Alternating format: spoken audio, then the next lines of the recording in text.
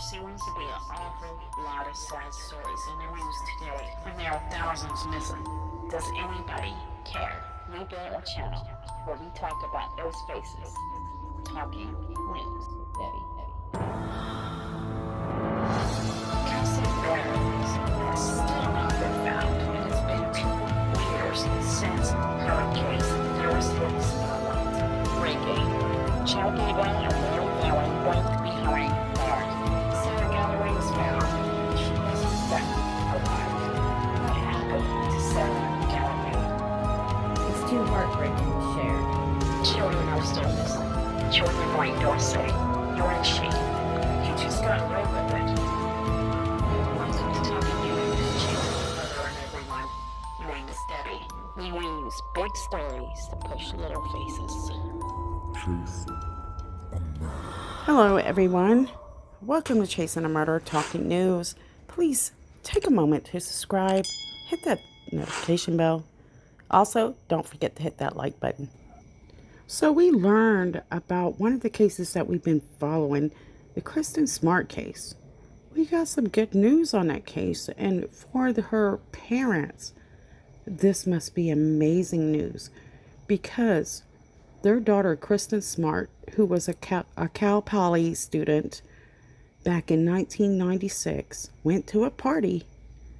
And after that party, she was seen leaving the party. And the only person that supposedly seen her was Paul Flores. And she was not seen ever again. So that was the last night anybody ever saw Kristin Smart. 20 years. Police have been working very hard on this case. And let me tell you, it wasn't long ago. The FBI come out and said, you know what? We think we're going to start seeing something happen with this. So someone had reached out to the parents and told them, you know, we're going to see something probably happen with this case soon, but couldn't say what it might be. So it's nearly a year later after investigators searched Paul Flores' home once again, and they found items of interest on that property. We know that Paul was detained in his San Pedro, California home for just a period of time until they got through searching the home, and then he was released again.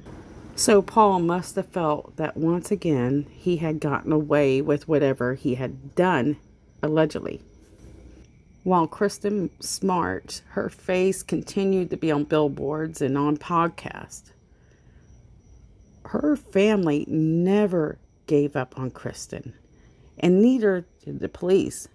They said that they promised to keep working on this case, and they would try their best to find answers. So today, we are finding out that police made 2 arrests. One arrest for Paul Flores, who is now in his 40s. And then the second for Paul's father, who is now 80 years old, for being accessory to murder. So Paul Flores arrested for murder, his father being arrested for the accessory. So forgive me guys, I didn't have time to write this out and do much with this, so this was just a quick thrown together video just to get it out there and let you guys know that maybe the parents for Kristin Smart will finally find some type of peace and hopefully be able to bring their daughter home. But as of right now, they're saying that they have not found the remains of Kristin Smart, but they do have a step in that direction. At least they're trying, and hopefully they'll be able to do that for the parents. So this arrest was made just a few weeks before Memorial Day weekend. So we know that May 24th is when we know Kristin Smart went missing in 1996.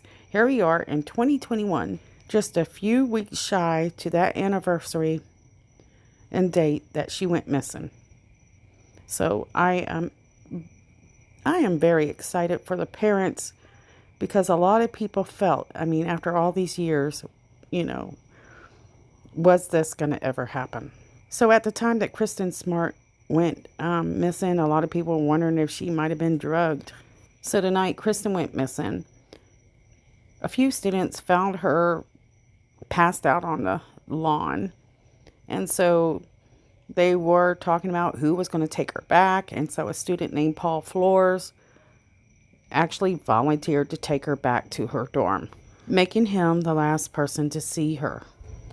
And over the years, Paul's mother, Susan Flores, her backyard has been the focus of a widespread speculation because of stories like the ones. So a woman by the name of Mary calls Chris Lambert, which is a guy that's been covering the Smart story since the beginning. And she told him that she moved into a home of the Flores. And while she was washing her car in the driveway, she found an earring by her left front tire. And that this earring actually matched the necklace that she was wearing in the billboards. Kristin Smart's billboards, which was all over the place. And something that was even more creepy is the fact that while Mary was in the master bedroom, she says she's hearing this beep beep every night around 4:20 or 4:20 in the morning, and it sounded like a digital watch alarm. And Mary's looking for this sound, trying to find this watch, which she suspects is a watch, but she says she couldn't find that watch anywhere outside where she suspected the sound was coming from. She said the backyard was all concrete except for a couple of areas where planter boxes have been actually created by cutting out pieces of concrete and then filling it in with soil.